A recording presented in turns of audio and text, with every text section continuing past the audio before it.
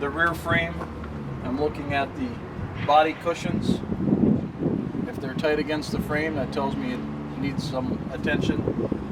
Also looking for cracks in the frame along this area where the frame carries the load. Another thing I'm going to look at are these rubber pads, the springs for the axles. Looking between the sections for any cracking in the rubber. That tells me that the rubber is cracking and starting to separate. If that comes apart, then the axle can move freely and then you have a lot of problems. I see it seems to have been well greased.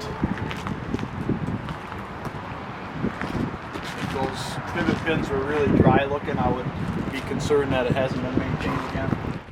Looking at the general condition of the tires, these do have some nicks and cuts, but they're not severe.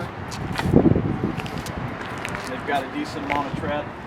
Again, just general condition, looking for any kind of major leaks, cracks, loose connections, loose fitting, loose bolts, any kind of that stuff. Typically on a haul truck, you're looking at your articulation joint and cylinders.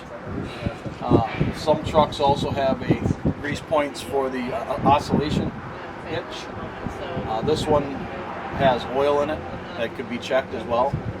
And then the tipping cylinders, both ends, the tipping joint in the back, and some trucks would also have the tailgate that would have some pivot points with grease fittings on them as well.